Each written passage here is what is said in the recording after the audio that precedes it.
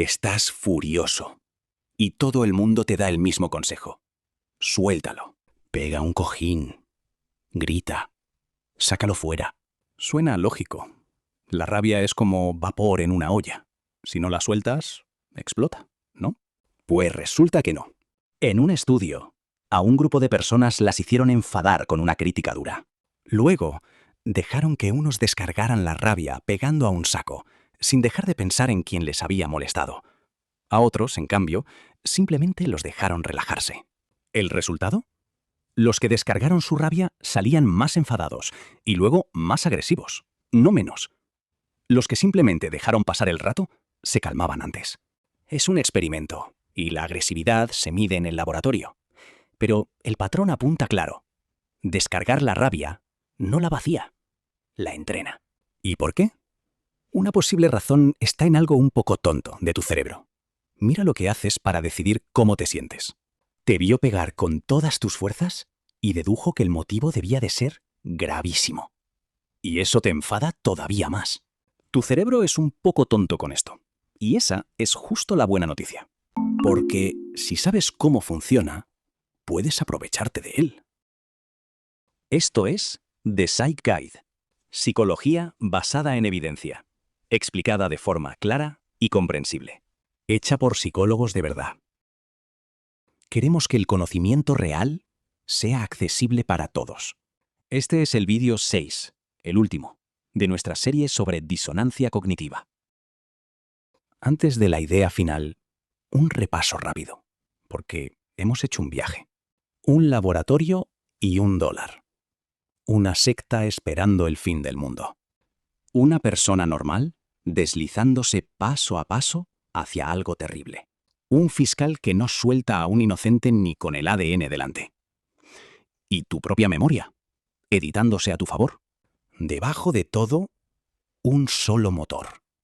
Cuando lo que haces y lo que crees no encajan, sientes una tensión incómoda. Disonancia. Y casi siempre doblas la creencia para que cuadre con lo que ya hiciste. Para seguir sintiéndote bien. Durante 5 vídeos, eso ha sido una trampa. Hoy le damos la vuelta. Porque si actuar furioso te hace más furioso, actuar tranquilo tiende a hacerte más tranquilo. Y actuar como alguien valiente, o paciente, o seguro de sí mismo, te empuja en esa dirección. El mismo motor que te atrapa puede llevarte. Solo hay que ponerlo a tu favor. ¿Cómo funciona? Para esto hay, al menos, 2 explicaciones posibles. La primera es la disonancia, que ya conoces. A tu cerebro le molesta el hueco entre lo que haces y lo que crees. La mayoría de las veces mueve la creencia para cerrarlo, aunque también podría cambiar la conducta. ¿Te acuerdas del vídeo 1? A unas personas les pagaron $1 por decir que una tarea aburridísima era divertida. Y acabaron creyéndoselo. Porque, ¿de qué otra forma justificas haber perdido el rato por un mísero $1? Esa es la primera. La segunda explicación es aún más sencilla. Te miras a ti mismo como mirarías a otra persona. Si estoy haciendo esto, ¿será que soy de los que hacen esto? Lo llamaron teoría de la autopercepción. En realidad, las dos son teorías que pueden complementarse. El mismo fenómeno visto desde 2 ángulos. Un estudio de 1977 lo afinó. Si la acción se aleja mucho de quien crees que eres, pesa más la disonancia. Si encaja contigo, pesa más la autopercepción. Pero el orden casi siempre es el mismo. Primero va la conducta y la creencia viene detrás. Imagínate intentando parecer más seguro. Si actúas con seguridad, poco a poco te lo vas creyendo. Y esto no es un truco de coach. Es la espina dorsal de una de las terapias con más evidencia que tenemos. La parte conductual de la terapia cognitivo-conductual. Hay un tratamiento para la depresión que se llama activación conductual. La idea es casi insultante de simple. Volver a hacer cosas. Moverte, retomar lo que dabas por perdido, antes de tener ganas. Las ganas vienen después. Unos investigadores lo probaron así. A un grupo le dieron la terapia completa. Hablar de los pensamientos y volver a la acción. A otro, solo la parte de volver a la acción. Los dos mejoraron por igual. La pura conducta hacía el trabajo. Y en un ensayo grande con pacientes con depresión severa, la activación conductual fue tan eficaz como los antidepresivos. Y mejor que la terapia centrada en cambiar los pensamientos. No es un estudio suelto. Las grandes revisiones lo confirman. De hecho, las guías clínicas británicas, las del NICE, la recomiendan como una de las primeras opciones para la depresión. Y la División de Psicología Clínica de la Asociación Americana de Psicología la clasifica como un tratamiento con fuerte apoyo científico. Con su letra pequeña. Claro, esto es un tratamiento con un profesional detrás, no un sal a andar y se te pasa. No sustituye a la medicación. Eso lo decide cada persona con su médico. Y siendo sinceros, ni siquiera estamos seguros del todo de por qué funciona. Pero que funciona, funciona. Y con el miedo pasa lo mismo. El tratamiento con mejor historial para las fobias y la ansiedad es la exposición. Acercarte poco a poco a lo que temes, con apoyo, sin lanzarte de golpe, y quedarte ahí hasta que el miedo baja solo. No esperas a dejar de tener miedo para acercarte. Te acercas con miedo y el miedo se va gastando. Eso sí, es delicado, así que mejor hacerlo con un profesional, no por tu cuenta. Pero ojo, hay que tener cuidado de no simplificarlo demasiado. De esta idea de actúa y lo serás, salió una versión muy simplificada, que seguro conoces, las posturas de poder. Quizá la has visto. Una charla con millones de visitas. La idea, salida de un estudio pequeño. Ponte 2 minutos como un superhéroe. Manos en la cintura, pecho fuera, y cambiarás tu química, tus hormonas, hasta tu vida.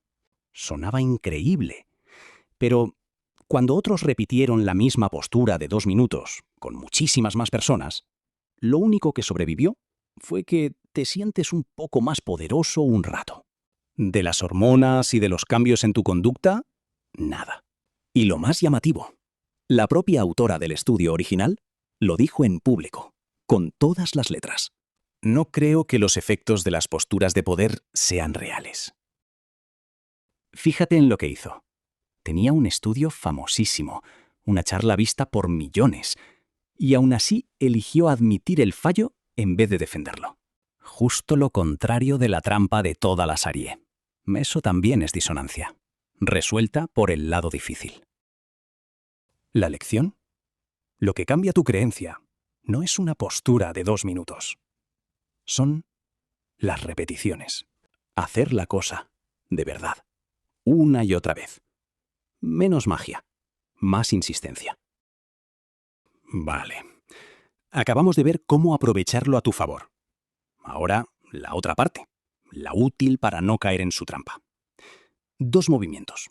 El primero, separa el acto de la persona. He hecho algo malo no es lo mismo que soy malo. Cuando esas 2 cosas se pegan, la disonancia ruge.